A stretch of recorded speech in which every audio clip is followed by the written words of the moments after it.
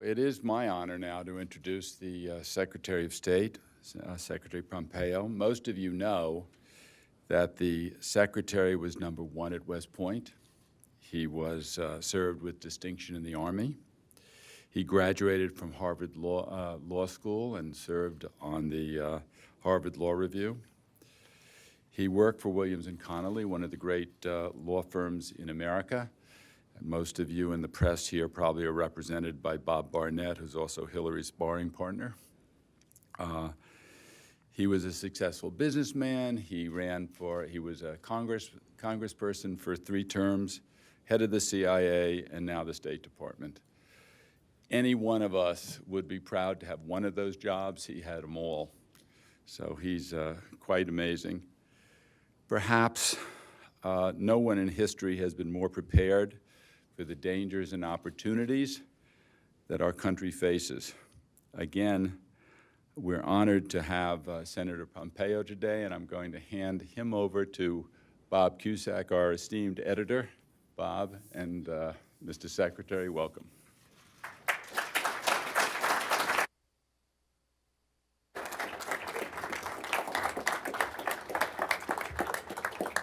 Thank you, Jimmy, and thank you, Mr. Secretary, for joining us this morning.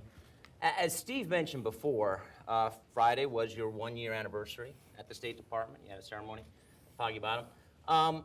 What has changed? What have you brought to the State Department? Well, first of all, thank you. Thanks for having me here this morning. Thanks for the very kind introduction. I heard you were going to wing it. That always creates fear in my heart. When I came to the State Department, I'd had the experience. I'd already been in the administration as the director of the CIA. So I was current both on the issue set as well as the operations of how the National Security Council was operating. So I had some advantages over coming into a cold start. But what I wanted to do was make sure and put diplomacy at the very front of what President Trump was doing. I wanted to make sure that our team was ready to do that, capable of doing that, had the commander's intent, that they understood what President Trump wanted. So I spent an awful lot of time in this first year making sure that that was the case. We talked about swagger, about being prepared to have the confidence as an American diplomat to know that you represent the greatest nation in the history of civilization, and that you had both the benefit of that and the responsibility that comes alongside that. And so we spent a lot of time thinking about that. We have great people there. I wanted to make sure and enable them. I also told them that no secretary could deliver that unless he had the capability to show up with value. When you show up to brief the president or to work as part of the national security team, you don't get the benefit of the doubt because of who you are. You get the benefit of the doubt because you're showing up with information that is valuable, option sets that are relevant, and you are capable of demonstrating the value of what it is you're proffering when you have that conversation. So I'm proud of what the team did during the first year. Your predecessor did not have the best relationship with the president. How often do you talk to the president? Goodness, a lot. Almost every day? Oh, sure, certainly, Okay. Certainly almost every day. And do you feel that now that it's more in sync? Because that was a controversial time during Rex Tillerson's tenure. I'll leave the analysis of that to others. What's valuable is, look, a Secretary of State has to know that he understands what the president wants. I talked to every living former Secretary of State before I was confirmed, and to a person they said, the only asset you have as you travel the world is the knowledge of your counterparts that you are speaking on behalf of the president. You are in sync with the president. To the extent you get out of sync with that leader, then you're just out shooting the breeze rather than actually delivering what America's foreign policy and diplomatic objectives are. So I work hard. I work hard to try and deliver President Trump option sets, good policy frameworks by which to analyze these very difficult situations. And then once he's provided his intent, what it is he wants us to do, to make sure that I'm delivering that in a way and our allies and partners can understand it and help us achieve those objectives. You've said in recent interviews that you're not going to be running for Senate in 2020. But the question is, has Mitch McConnell stopped calling you to run for the Senate? You know, on behalf of my ethics advisor, look, I'm going to stay here as long as President Trump will allow me to continue to do this job. It's been an enormous privilege to serve as America's chief diplomat and to try and deliver on behalf of the 90,000 State Department employees all the great work that they do. It was reported that North Korea billed the United States $2 million for hospitalization of Otto Warmbier. Is that true, and was it paid? I think President Trump made clear at no time in this administration have we paid for any hostage to be released, and we have no intention of doing so. We've been very successful at this approach. The previous administration took a different approach, and we think this is the right policy. We think it's the right policy for the United States long term. We think it creates disincentives for terrorists and criminals and others to take innocent Americans and hold them. And it has proven also not to be a roadblock to us being successful. I have a team led by Ambassador Robert O'Brien. We're working so diligently to work against every one of these problem sets. I get briefed at least once a week on the status of every American that is wrongfully detained, the progress that we've made, and what it is we're going to do forward to try and get them back. I had an incredible privilege. I got to meet with the families of many of them now 2-3 weeks back. I also had a chance to meet with those who'd been detained back in 1979 in our embassy in Tehran, many of them. It's truly remarkable to see the consistency over what is now 40-on years about if we get American policy right, how we can reduce the risk for Americans traveling abroad to be wrongfully held. North Korea, they said, North Korea has said they want you out of the talks. Is that any chance that happens? President gets to decide that. We don't get to decide who my counterpart is, and President Trump gets to decide who will represent America. I still have the con. Okay. That's a good way of putting it. You've said recently there will likely be a third summit with North Korea. Will that happen by the summer? Don't know. I don't know. We want to make sure that we create the conditions where if we deliver that, if the two leaders get together, that we can make substantial progress. I think we made progress in Hanoi. I know the rest of the world thinks differently. I had a chance to see what happened both in the run-up to that, the conversations, the discussions that were had. I was present for nearly all the conversations that took place between the two leaders there in Hanoi as well. And we came to a deeper understanding of the range of freedom, both sides, things we can do, what paths we might use to unlock this going forward. It's a difficult challenge. There's a reason it hasn't been resolved.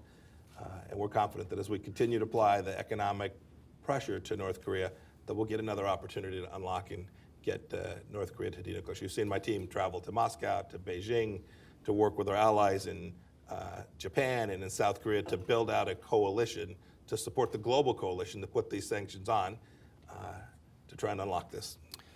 The Mueller report, one of its conclusions was that Russia tried to seriously influence the 2016 election. Should the Obama administration done more? Yeah, sure.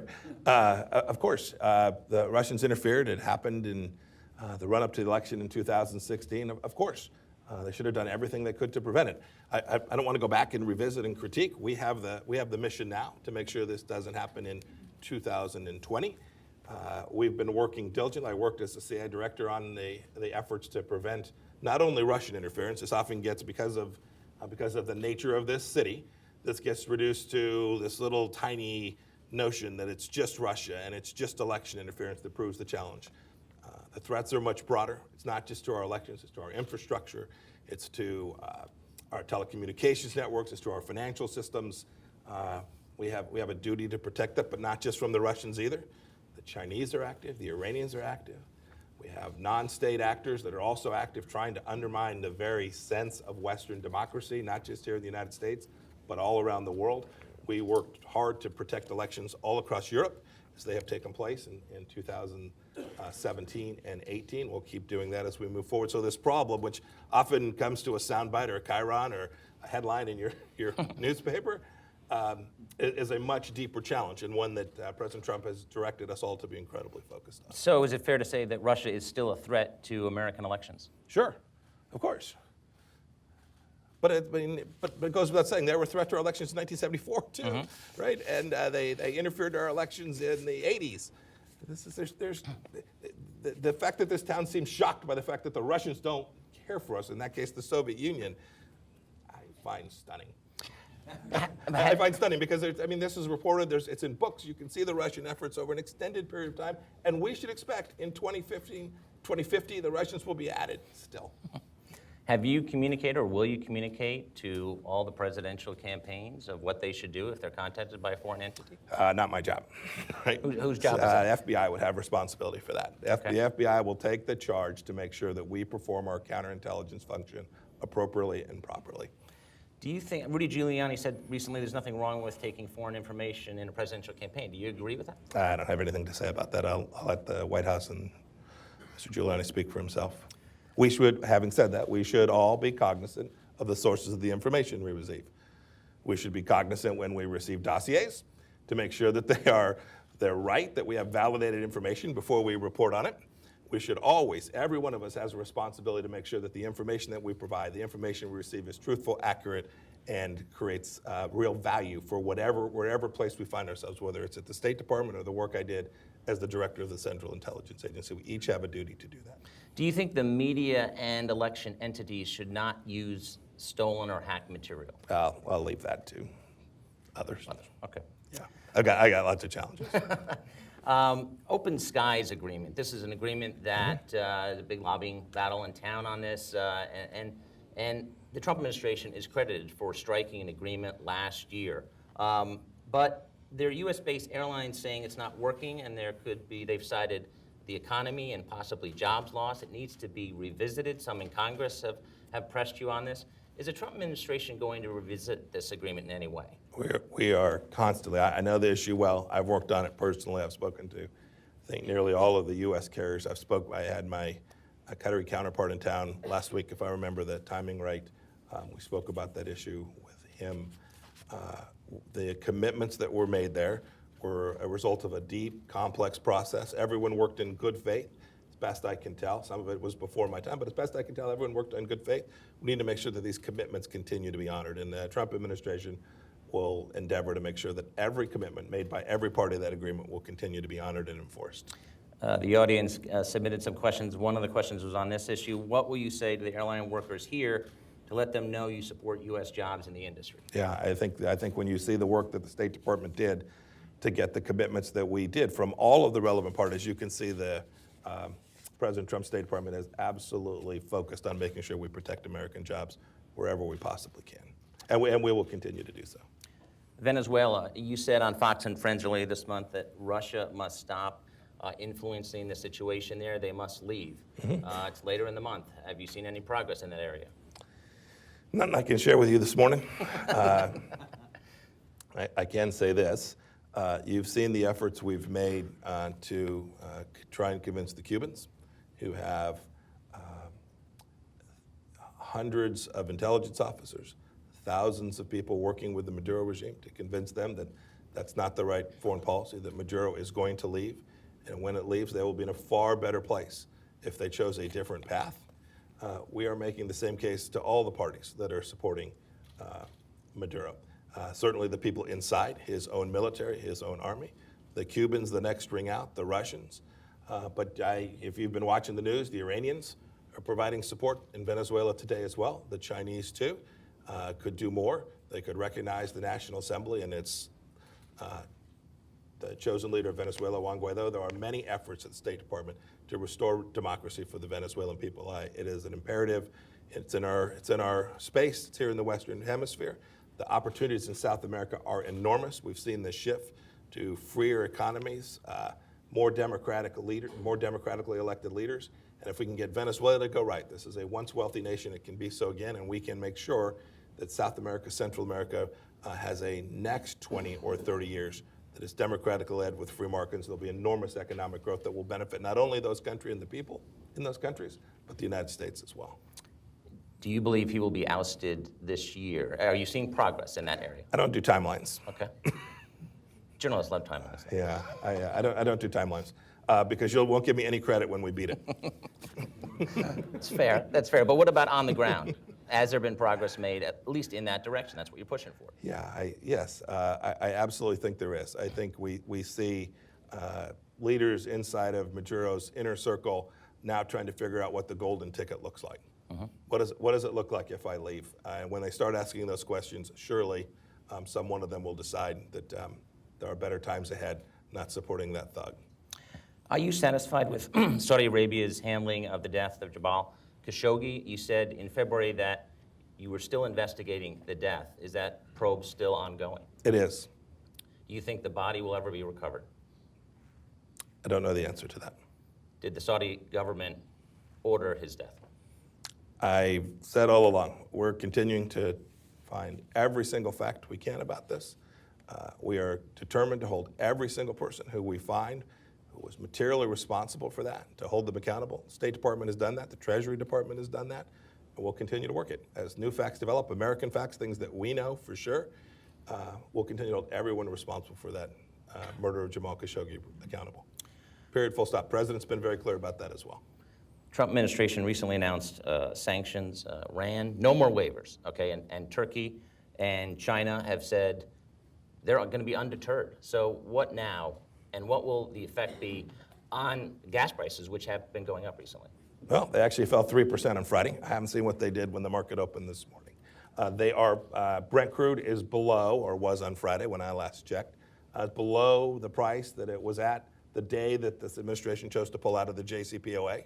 So down, not up. So I hope reporters will get the headlines right. That's important.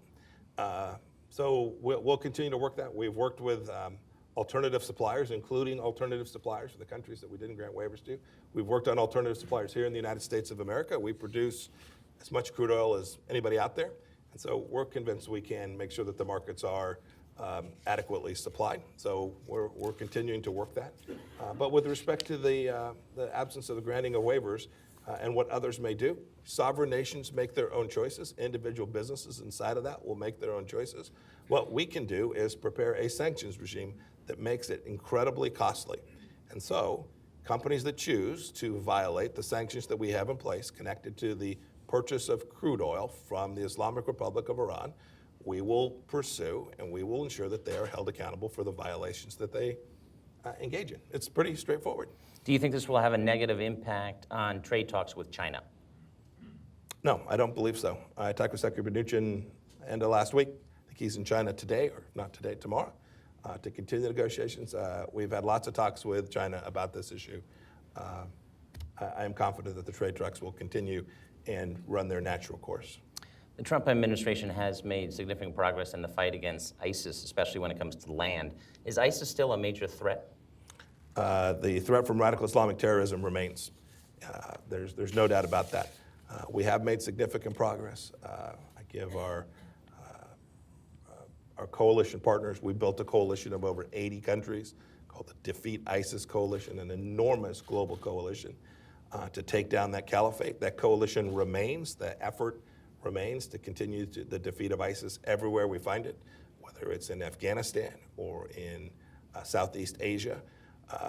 The threat from radical Islamic terrorism remains, and we're going to stay at it. President Trump has made it very clear it is a priority for him, and we're devoting the appropriate resources to it. You've mentioned Iran a lot this morning. Does the administration support regime change? We are hoping that the regime makes a set of decisions that are very different from the ones they're making today. It's interesting, Bob. I laid out almost a year ago, back in May of last year, 12 things. Right. 12 things that we had as our expectation for what the Islamic Republic of Iran would do. Mm-hmm. And I've had others, professionals in the establishment foreign policy community say, Mike, those are outrageous. I'd simply ask you to go look at each one of them, each of the 12 things we asked for, and tell me which one you actually think is outrageous. We're simply asking Iran to behave like a normal country, right? There's simple things like don't kill people in Europe. Don't conduct assassination. Is that outrageous? Is it outrageous to say that, no, you shouldn't support Shia militias in Iraq to try and destabilize the Iraqi government so the Iraqi people can't have an independent sovereign nation of their own? Is it outrageous to ask the Iranians not to continue to sow the strife in Lebanon by underwriting Hezbollah? If you stare at each of them, they're not much different than we ask of the Dutch, right? These are simple things about how nations ought to behave, and if Iran and its leadership can find its way there, we are happy to engage with them and bring them back into the community of nations. Out of those 12 things, how many is Iran complying with? I'd have to go back and look. My guess would be 0. Okay, that's what I thought. Afghanistan, which has been called the longest war, what is the goal there? What is winning? Are we winning in Afghanistan? President Trump's laid out a very clear goal with respect to our South Central Asia strategy. We're working with partners and allies in the region, and we're working with people that we've not worked with in an awfully long time. My Ambassador Khalilzad, is talking to the Taliban, and we are working to achieve a reconciliation so that this conflict, now coming on 2 decades can be resolved. We can take down the violence level. We can get a political outcome. From America's perspective, we have 2 goals. That's a necessary condition. The second necessary condition is that we continue to be able to perform our counter-terror operations, the ones we were speaking about before. You mentioned ISIS in particular, but they're in Afghanistan too, but we still have Al-Qaeda and other Sunni terror operations in Afghanistan as well, to make sure that we can continue to prevent an attack on the homeland from Afghanistan. So we have 2 objectives. We're working to achieve them, and I'm hopeful that in the coming months we'll have real progress. Do you It think, will ultimately, last thing to say, it will ultimately depend on the Afghan people. Ultimately, Ambassador Khalilzad was in Kabul most of last week. Our ambassador, Ambassador Bass, there in Kabul, is working on it too. We need a broad coalition of non-Taliban Afghans to come together. We need President Ghani to be successful so that we can ultimately get that political resolution. It will ultimately be up to the Afghan people to determine if this reconciliation can be successful. you served in Congress. Do you think that Congress will pass the USMCA this year? I'm out of that business. How I important will is it? say this, it has a national security component to it that I care about deeply, and so I will be working members of Congress to convince them that this is the right path forward for Canada, for the United States, and for Mexico to get this right and to support this agreement is the right thing to do for our national security relationships with those 2 countries as well. And so while I won't predict how members of Congress will vote, I will work to see that they support the administration's objective of getting this agreement across the finish line. Cuba and the Major League Baseball Association had an agreement that the Trump administration basically scrapped, allowing Cuban players to join the professional ranks. Why did you do that? And don't you think that some players are going to come anyway, which they did before this agreement was there, and possibly risk their lives? Well, I won't predict what players will choose to do or not do. They'll each get to make that decision on their own. We made this decision because we had monies going to bad actors in Cuba, and that's not good for the Cuban people. It's that simple. Mm-hmm. Congress recently passed a Yemen resolution. Trump, the president, vetoed it. Lay out kind of what the situation is there, and what is the future of U.S. military forces? So complicated, longer answer, but I'll try and do it in just a minute or a minute and a half. You should know that often not discussed is that the United States has an enormous effort to take down Al-Qaeda in the Arabian Peninsula. So we often hear about the conflicts, the civil war taking place in Yemen, but folks don't focus on the very real risk of external plotting that comes from Yemen, from Al-Qaeda. So mission 1 is to protect America from the terror risk inside of Yemen. With respect to the civil war, this is Iranian-led. We should just all be very clear about it. The Houthis, who continue to refuse to comply with the agreements that they signed up for in Stockholm, Sweden, they refused to move back from the port in Hodeidah. They've refused to do all of the elements that the United Nations had laid out. Is because, very clearly, it's because the Islamic Republic of Iran has chosen to direct them to do that. You can see it with the missile systems, the hardware, the capabilities, now UAVs. These aren't Houthi indigenous weapon systems. These are systems that have been smuggled into Yemen from Iran. And so the Saudis, who have had missiles fly that could have hit you. See, there's folks here who are in the aviation community. Airplanes flying through King Khalid International Airport in Riyadh are at risk, and the United States has an obligation to protect our citizens. And so the support that we're providing to the Saudis as they attempt to engage these dangerous missile systems is in America's best interest. I know there are many senators, many on Capitol Hill, who disagree with me, but the people who were the happiest when that resolution passed were Qasem Soleimani and the Ayatollah. There's no doubt about that. When they see the United States shrink away from this challenge that puts United States citizens at risk, they think they've achieved a victory. We have run out of time. Thank you, Mr. Secretary, and please thank the Secretary for joining us this Thank you morning. all very much. And back to Steve. Thank you. Rob, thank you.